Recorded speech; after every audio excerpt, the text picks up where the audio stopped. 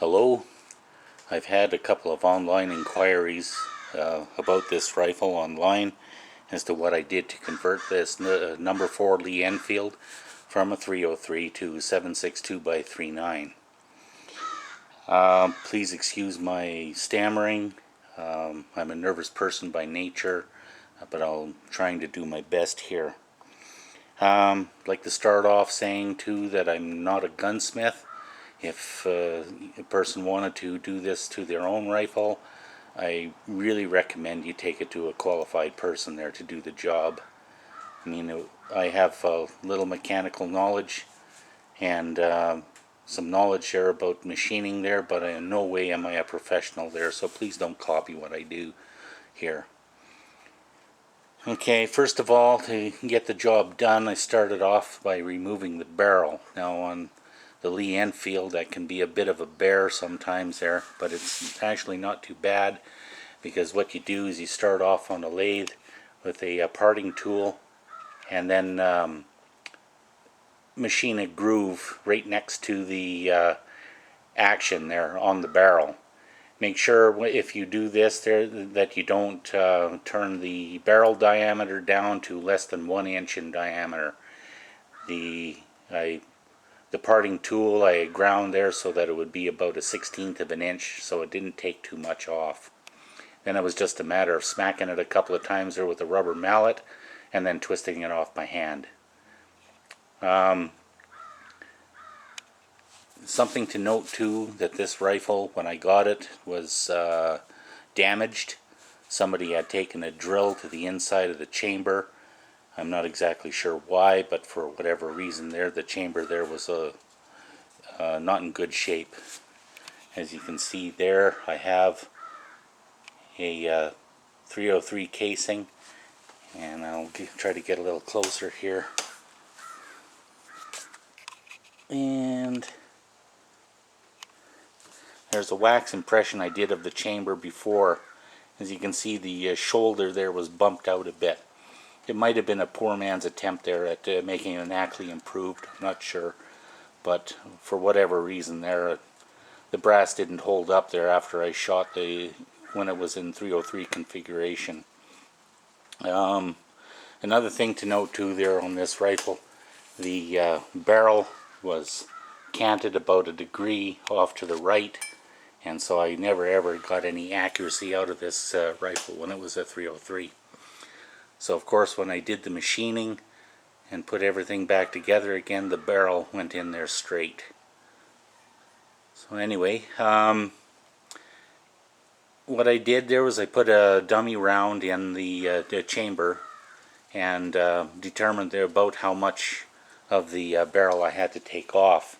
Now this requires a lot of measuring, and I could go into it there step by step, but it would take a very long time there to describe it all, and I don't want to make that long of a video.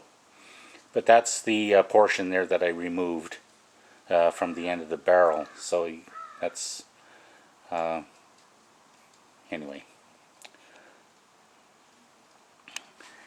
After I trial fitted the barrel and using a finishing reamer, I did start to chamber it with that reamer, but I didn't finish it off until after I put the barrel back on the rifle. That way I could put a dummy round in and then try to close the bolt on, and then I finish reamed it there by hand. I would take a couple of turns, clean the chamber out, put the dummy round back in, try to close the bolt on, and I kept doing that there bit by bit until I could finally close the bolt. Something to note too, the military surplus in 7.62 by 3.9 needs a little bit more of a generous chamber, so you might want to take a little bit more out than what is necessary, but not too much. After I got that part done, then I worked on the bolt head. Now, I didn't have to do anything to the extractor itself. The extractor there is fine. But what I did do is I silver soldered a ring onto the bolt face.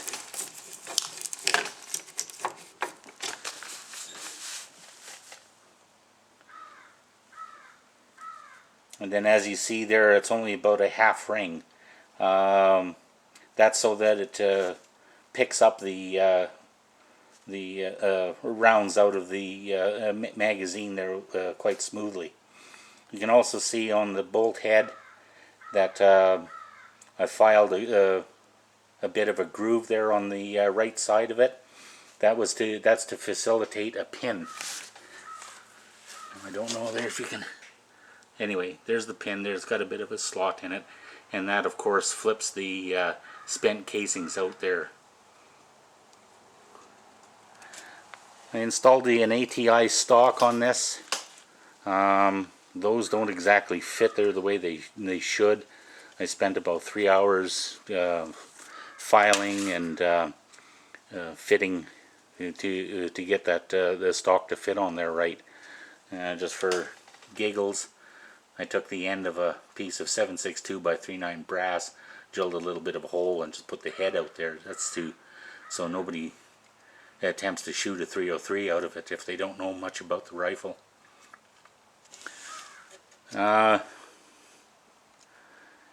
Anyway, you notice there in the other video that I had made, I was using open sights.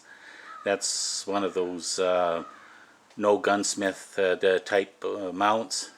And then of course there I went and drilled and tapped and fixed it there so it doesn't move. The scope itself there leaves a little bit to be desired. It's a Bosch and Lomb. It's a 3 to 9 the power variable. It's okay. It does the job. You know, when you're shooting at the milsurp. As for the magazine, what I did there was I took the magazine out of a JW 103 Norinco, the Bush Ranger, and I fit it on the inside. There was a lot of filing and a lot of monkeying around there trying to get it to sit in place. There's some the plastic there that I wedged in the front, and a little plastic I wedged in the back, and then of course there I filled the rest of it there with hot glue. It's kind of a hokey setup there, but it works. That's all I can say. It does hold 5 rounds. It doesn't hold 10, unfortunately, but I was just going for function here. I would recommend going after something else if a person wanted to do this conversion. All in all, it turned out fairly well. This is some Lapua brass there that I had hand loaded. I got 25 grains of IMR 4198 in there. That's using the 123 grain VMAX. This was at 100 yards. I feel it could do better if I had better optics on it. Anyhow, made a real shooter out of this thing. Wouldn't do squat for me before, and I really enjoyed doing this project. Also, it made, like I said, a real fun shooter out of it there, whether I'm shooting off the bench or I'm just offhand shooting military surplus into pumpkins or milk jugs, or or whatever. Anyhow, so thanks everyone there for listening. I'm looking forward there to some feedback. Everyone have a nice day.